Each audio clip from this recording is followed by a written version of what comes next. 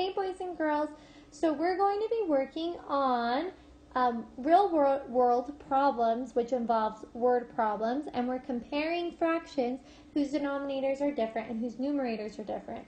So the first step is to read the problem. It says Aiden and Tegan have the same math homework. Aiden has finished 7/8 of his homework. Tegan has finished 3/5 of his homework. Who has finished more homework? My next step is to circle the important information. I know 7/8 is important, and I know 3/5 is important.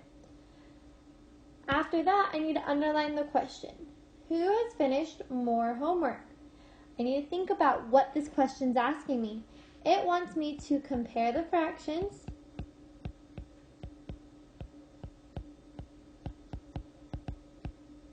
and specifically it wants to know who has more homework or the most homework in this situation. So it wants the bigger fraction. So I'm going to start comparing those. I'm going to write them down here. I have 7/8 and I'm comparing it to 3/5.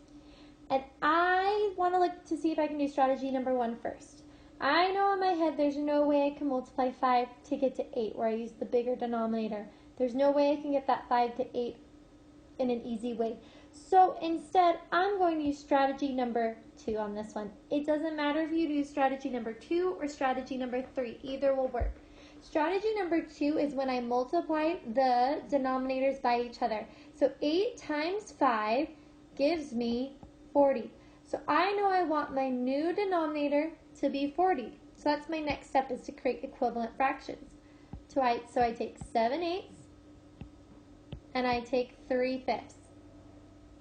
And I know I want to multiply 7/8 by something, one number, to get me a 40 bottom. And I know that was by 5, so if I do it to the bottom, I have to do it to the top too. 7 times 5 is 35. Now for 3/5, I need to multiply the numerator and the denominator by the same number in which my denominator will turn to 40. So 5 times 8, and if I do it to the bottom, I have to do it to the top. 3 times 8 is 24. So now I have my new equivalent fractions that I can use to compare. That's going to be my last step. So I take 35 40ths, and I make sure to keep them in the same spot. 7/8 equivalent fraction, so it's on this side. Then 3/5 equivalent fraction was 24 40ths, and I can compare them. I see that the 35 right here is bigger than this 24. So in the end, 35 40ths would be greater than 24 40ths. So in the end, 7/8 was bigger than 3/5. So since I've got the bigger fraction, that means Aiden did more homework. I'm going to box it. Okay, let's do another one together. Lily and Gianna live on the same street. Lily is 3/4 mile from school. Gianna's house is 7/10 mile from the school. Which girl's house is a greater distance from the school? Well, I read my problem. Now I need to find which, I need to circle the important information. So 3/4 mile and 7/10. My next is to underline the question. It says, which girl's house is a greater distance from the school? Once again, it's wanting me to compare fractions. And am I trying to find the smaller or the bigger fraction? Well, it says greater distance. Greater is the same as bigger, so I'm finding the bigger fraction again. So I write down my fractions, 3/4, and I'm comparing it to 7/10. This time, I'm going to use strategy number 3, where I find the common multiples. So underneath, I'm going to find the common multiple, or the multiples of 4 and 10. So I go across 4, 8, 12, 16, 20, 24, 28, 32, 36, 40, 44, 48.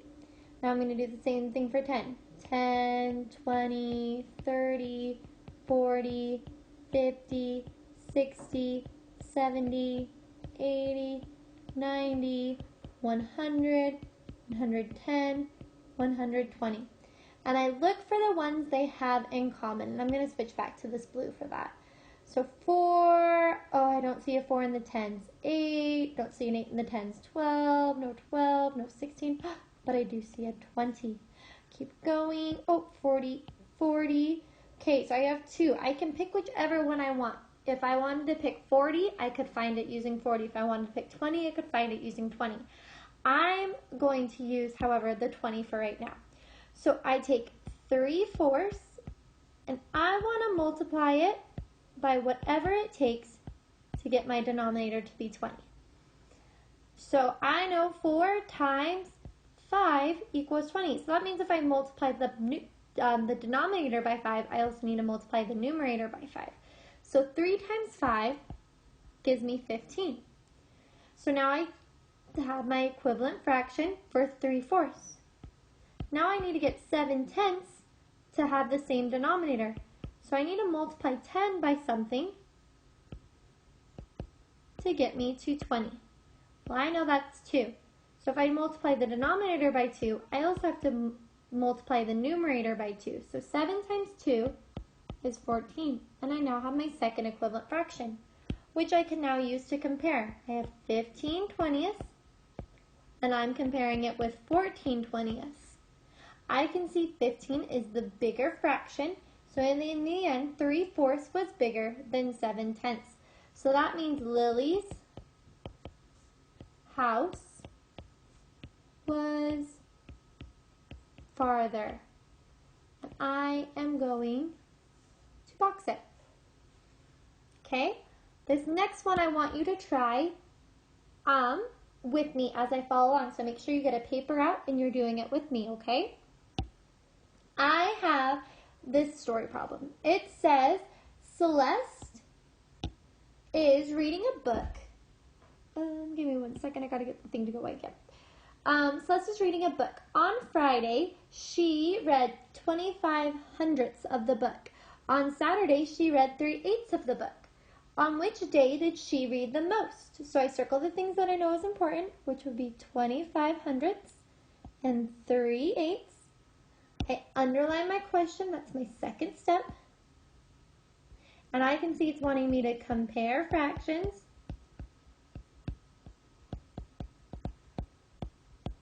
And once again, it has that most. So that means it wants me to find the bigger fraction.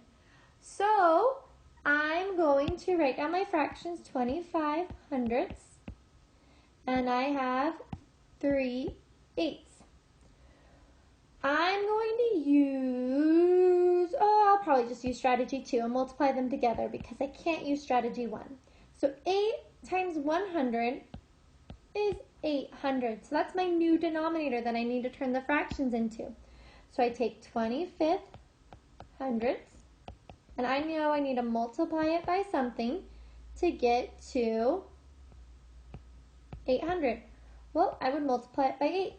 And if I multiply the bottom by 8, I also have to multiply the top by 8.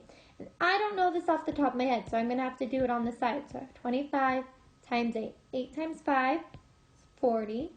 Carry the 4. 8 times 2 is 16. Plus 4 would give me 20. So the answer would be 200 800ths. So that's my new equivalent fraction for 25/100ths. Now I'm going to find one for 3/8. So I have to ask myself, what do I have to multiply 8 by to get to 800? Well, I know it's 100. So I multiply the numerator by 100 too, which gives me 300. I now have my new equivalent fraction for 3/8. So I can compare them now. So I have 200 800ths. And I'm comparing it with 300 800ths, and I'm making sure I'm keeping them on the same side. This one was equal to that, so I put it on the left side. This one was equal to 3/8, so I put it on the right side. I can see that 300 is bigger than 200, so in the end, 3/8 would have been bigger than 25 100ths. So in the end, Saturday, Celeste read more of her book. And I box it because that's my answer. Okay, do this one completely on your own. Make sure to pause the video when you're ready. We'll go over it together, okay? Okay, so by now you should have solved the whole problem on a separate sheet of paper, and you should be checking your work to see how you did it. So it says Grayson and Joseph are building a sandcastle. So far, Grayson has built 2/8 of it, and Joseph has built 3/7 of it. Who has built more of the castle so far? Well, as I'm doing this, I need to circle the important information first. So 2/8 and 3/7 was the important information. Then I underline the question. Once again, I'm comparing fractions. And I want to find, because it built more, I want to find the bigger fraction. So I'm going to write them down. 2/8, and I'm comparing it with 3/7. I'm going to use strategy number 2 again, where I multiply them together. 8 times 7 is 56, so I now have my new denominator that I want to put both to be in the end. So I have 2/8, and I know I need to multiply it by something to get the denominator 56. Well, I multiplied it by 7 to get there. If I do it to the denominator, I have to do it to the numerator. So 2 times 7 is 14. So I have my new equivalent fraction for 2/8. Now I need to find it for 3/7. 7 times what gives me the denominator 56? Well, I know it would be 7 times 8. And if I do it to the denominator, I also do it to my numerator. So 3 times 8 is 24. So I now have my second equivalent fraction for 3/7. Now that I have both of them, I can compare them. So I have 14, 56, and I'm comparing it with 24, 56. I can see that 24 is bigger than 14. So really in the end, 3/7 was bigger. So Joseph built more so far. Okay, sometimes you might be asked to add fractions like this. Can I add fractions when the denominators are not the same? The answer is no. So I need to get the denominators the same. And I'm going to use strategy 1 to do this for these problems. I can see that 100 is the bigger denominator, so I'm going to use 100.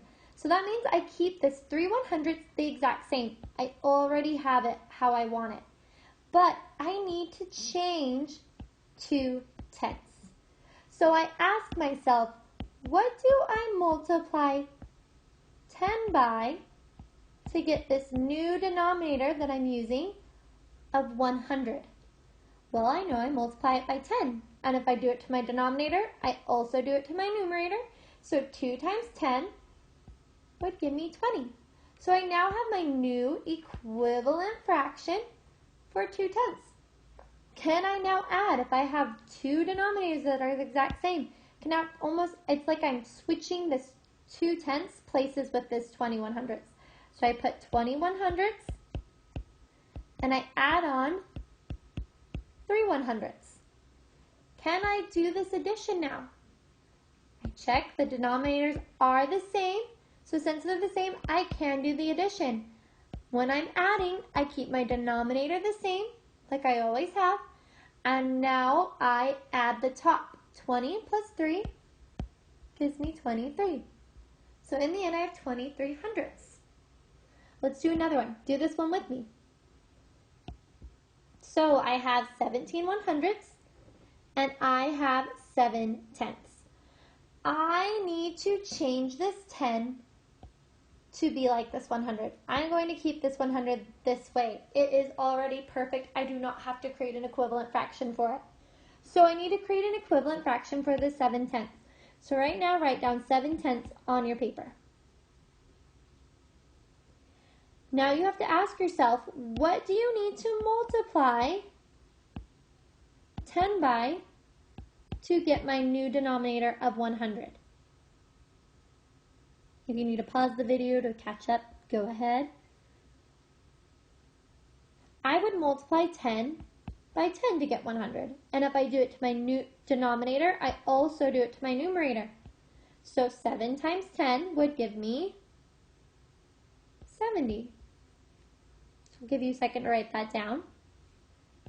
This is my new equivalent fraction for 7/10, and I can just replace it in this addition. So I'm going to write that down. I have 17 100ths. I kept it the same because it was already perfect. I add on 70 100ths. And that gives me, if I add 70 plus 17, that gives me 87 100ths. Now you try. Do this one completely on your own. I'll pause the video and you can solve the problem. When you're ready, turn it back on and we'll solve it together. Okay, so like before, this 33 100ths is perfect. It's already that 100. That's exactly what we need.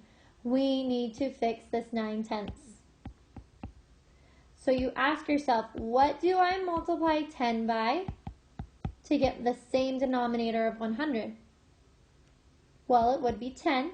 If I do it to my denominator, I also do it to my numerator, 90. So I can now add these together. And so I put in my new equivalent fraction, right? So I put it in 90 100ths. And I'm keeping this exactly how it was, 33 100ths. And I can see that I need to add these together, so I go 90 plus 33. That gives me 123.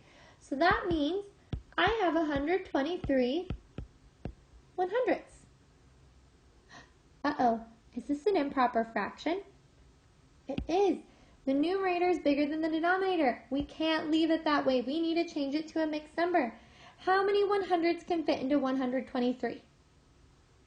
One full 100. Then there would be 23 100ths left over after that. So your answer for this one should be 1 and 23 100ths. If you got to this point, good job. Just remember, we always have to change it into a mixed number after. Thanks for watching, guys. Good luck. If you need help, I am on Google Hangouts all day, and I'm ready to help you. Thanks, guys. Bye.